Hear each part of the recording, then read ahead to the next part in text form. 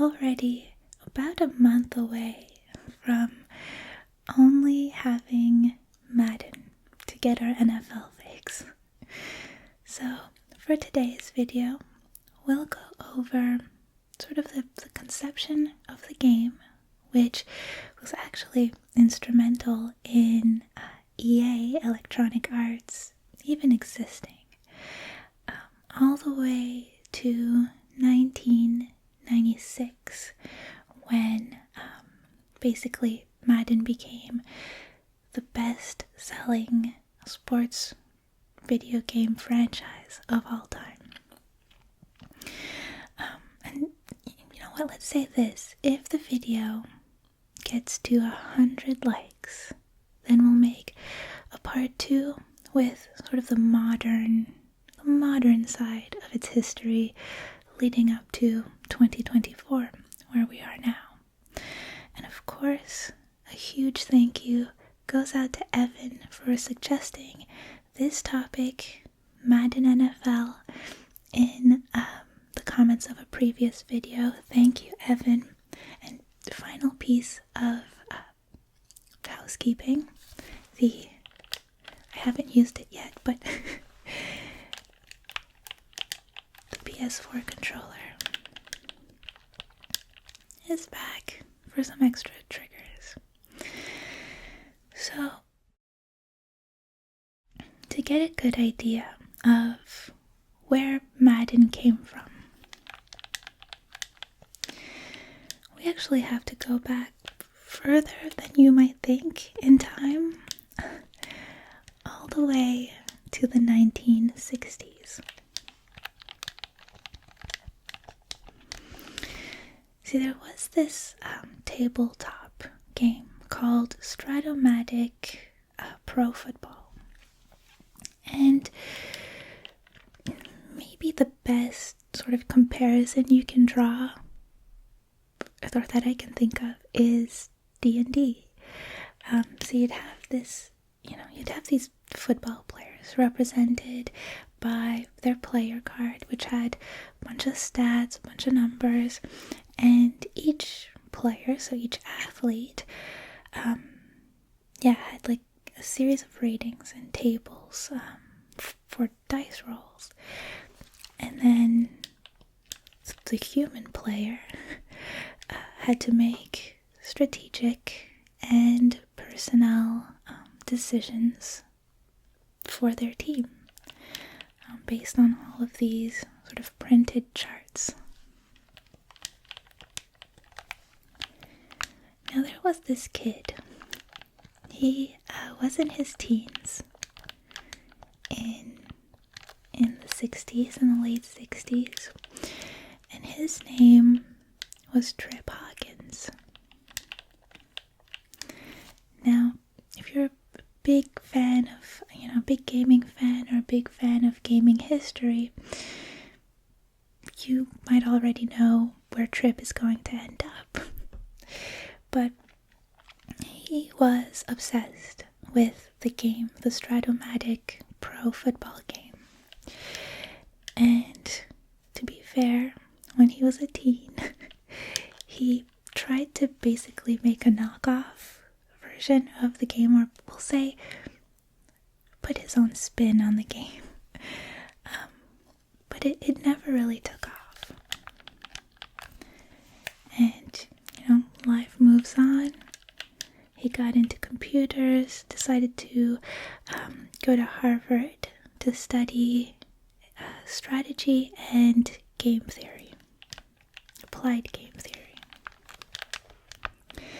And I should also mention that he did play football for the Harvard Crimson while he was there.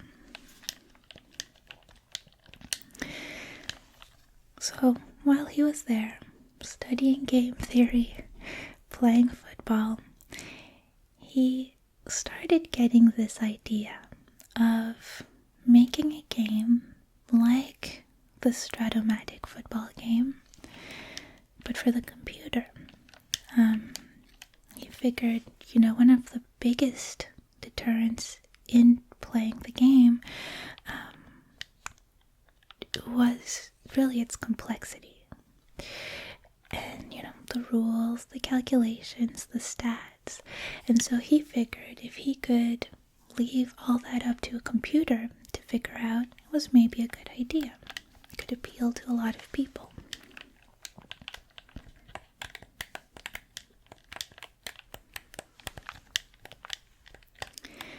So he developed a football simulation program for the PDP-11 computer.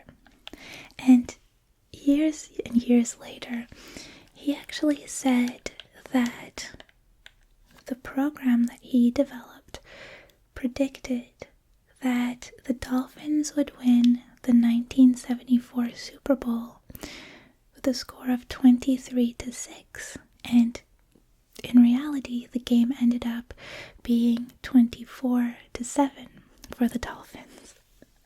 I don't think he'd have anything to gain from making that story up, so that's pretty cool.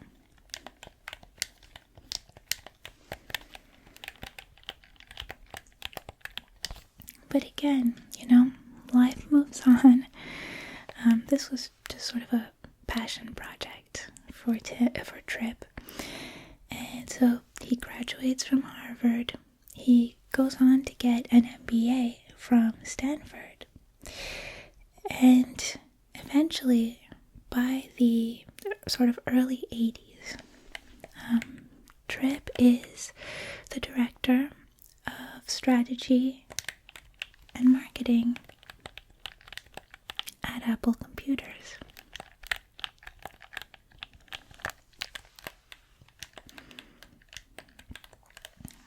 But in 1982,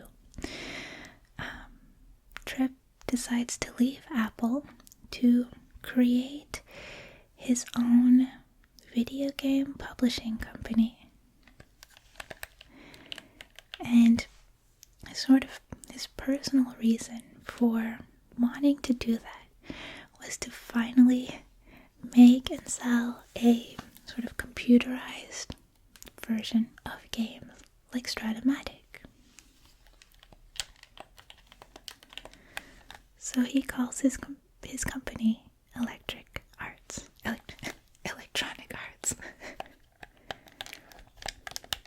Putting my own spin on history. And I mean, essentially that's exactly, what he does. EA started designing a microcomputer football simulation game.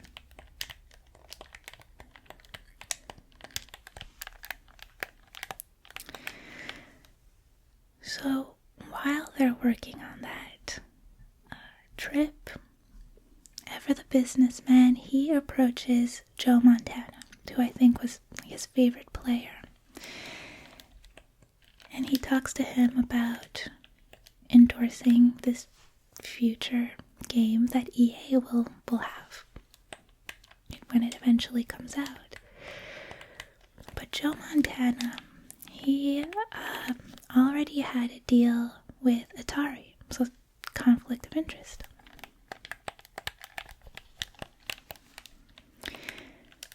So in 1984, Tripp meets with John Madden.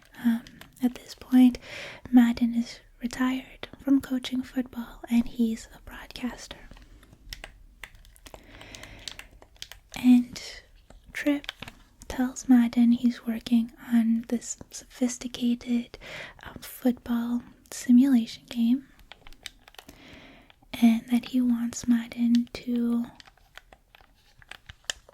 endorse the game and provide his expertise.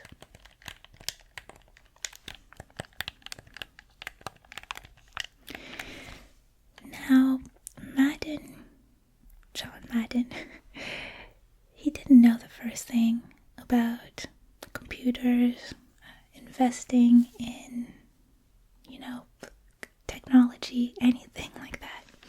But he had taught a class at UC Berkeley called Football for Fans.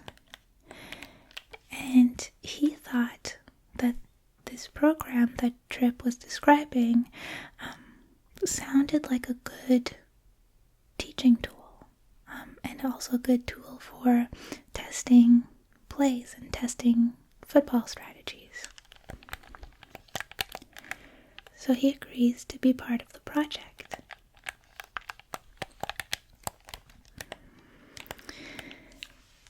Now, really, when Tripp approached John Madden, he was really mostly looking for an endorsement, for a name to put on the game.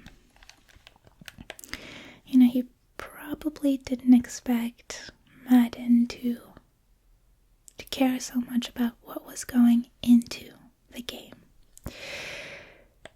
But Madden actually became pretty hands-on with it, just short of putting any, coding or development into the game. But sort of the classic example of that is that early in the development of the game, they were going to do 6 or 7 players per side, right? Because technical limitations at the time sort of meant that the reasonable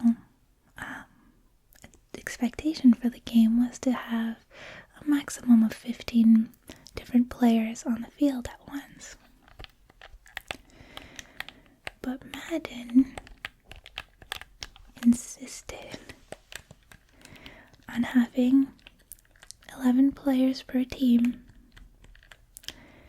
and he was going to refuse to put his name on the game if it wasn't realistic.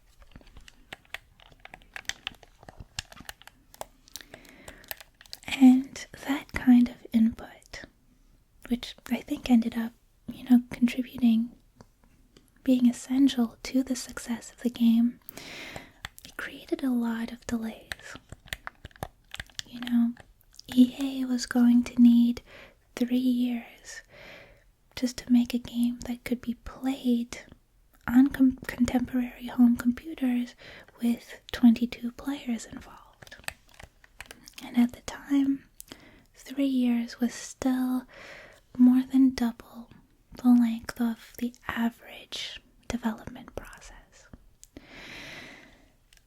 So, around that time, at EA,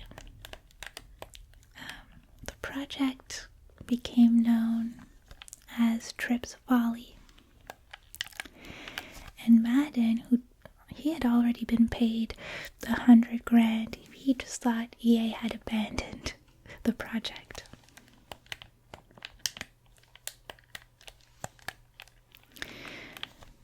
Sort of try to move things along, EA actually outsourced the game at the point where they were to Bethesda. But within a year, Bethesda was suing EA over another game, a different game, and so they stopped working on Madden.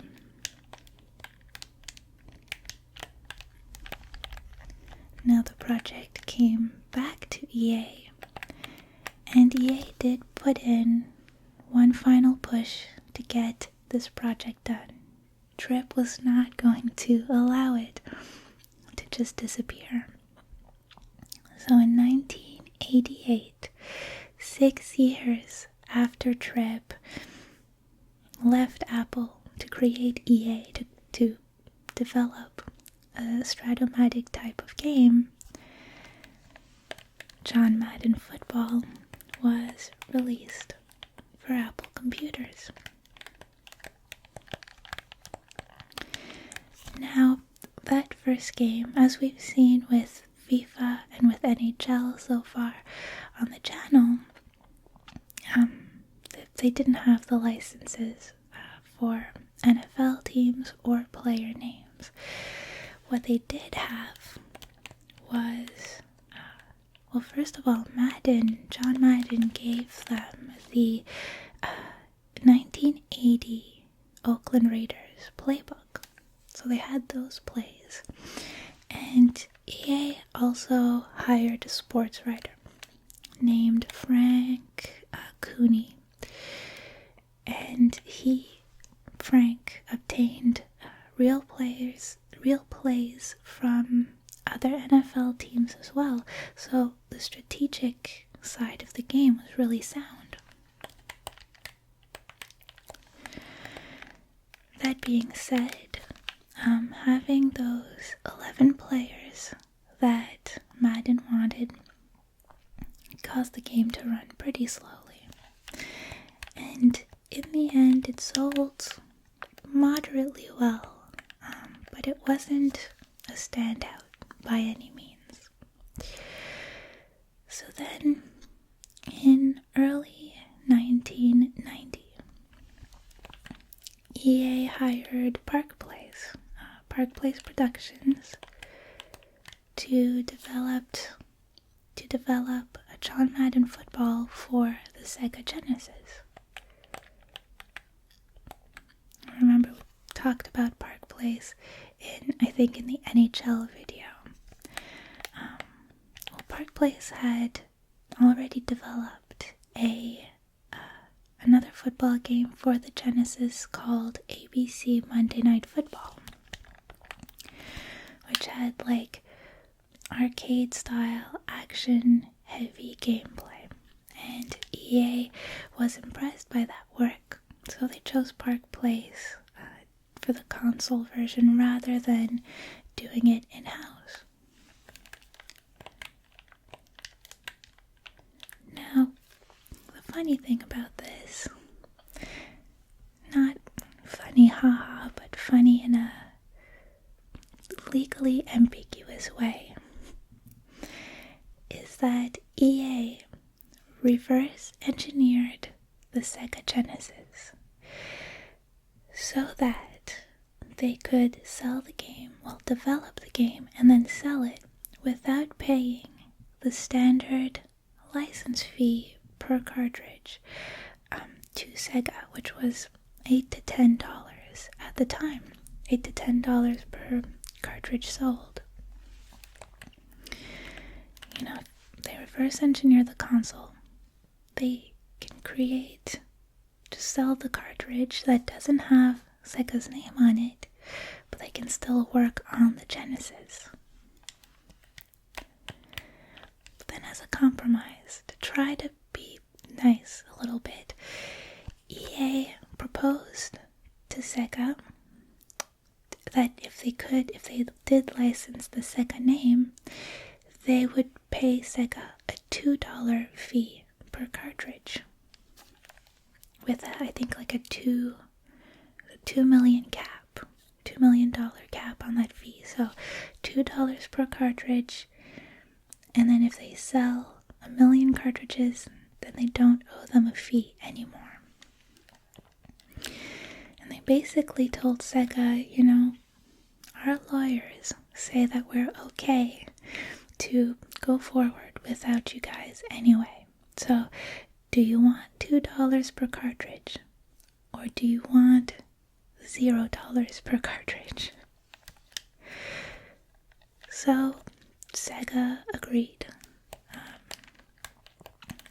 Beyond the money aspect, they were afraid that EA might sell that reverse engineering knowledge, the information they got from reverse engineering the Sega, to other development companies, other publishing companies. So they decided to be friendly with EA, and ultimately that agreement saved EA $35 million in 1990s money over just 3 years.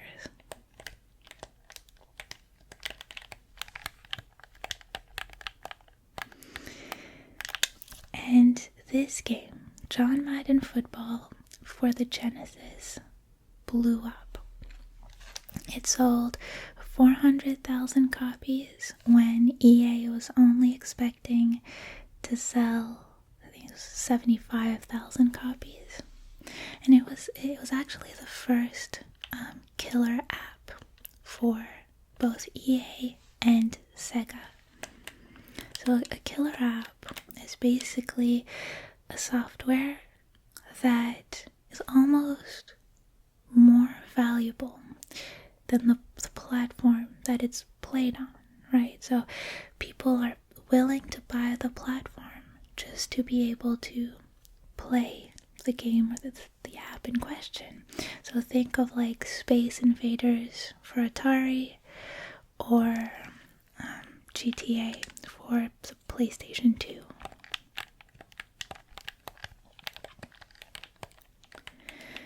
So then they followed that game, hugely successful, with John Madden Football 2,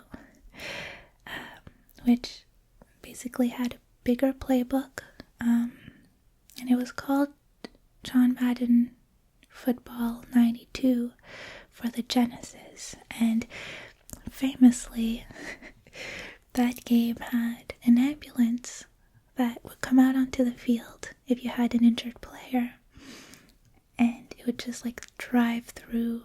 But I don't mean through as in like it would clip and it would just drive through the people. It would hit whatever player was standing in its way, and they would go flying.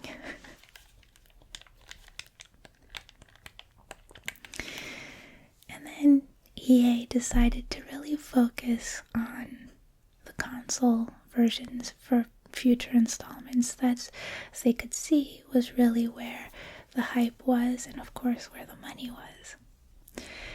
So in 1992, John Madden Football 93 came out,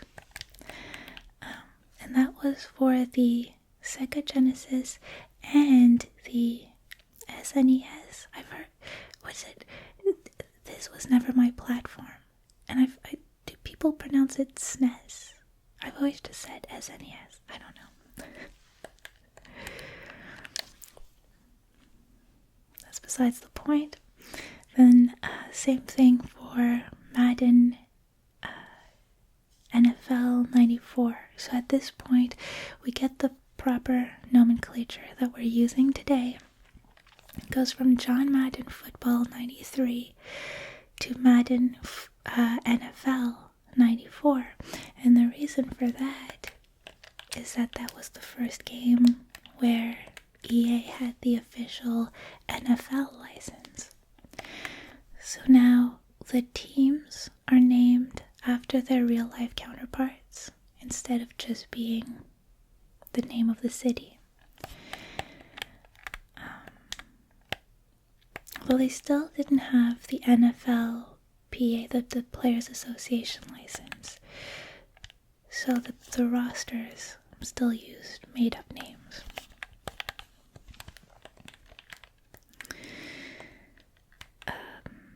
So for Madden NFL 95, then the next installment, the game became available on the Game Boy for the first time. This game came out in 1994. And 95 was also the first game where they did have the NFL Players Association license.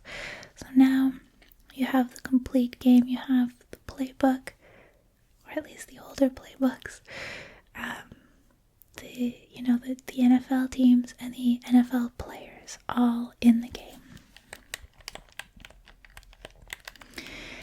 And we'll end this video on Madden NFL 96, which was released in 1995. And so on this one, in addition to the Genesis, the SNES, and the Game Boy, they went back to PC as well. So the game was available on Windows. And they planned a PlayStation version, but it was cancelled. Never came out.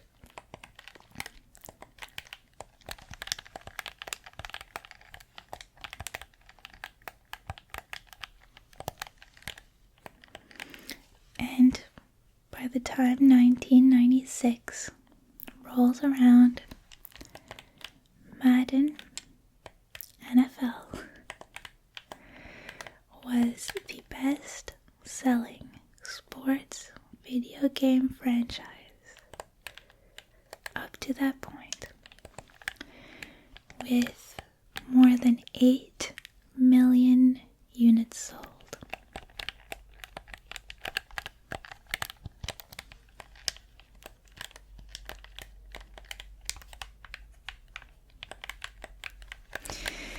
And guys, that is the story of the birth of the Madden NHL franchise. Thank you again to Evan for suggesting this in the comments. Thank you so much for hanging out with me. Don't forget to leave a like on this video. Let's get it to 100. I'll see you in the next video.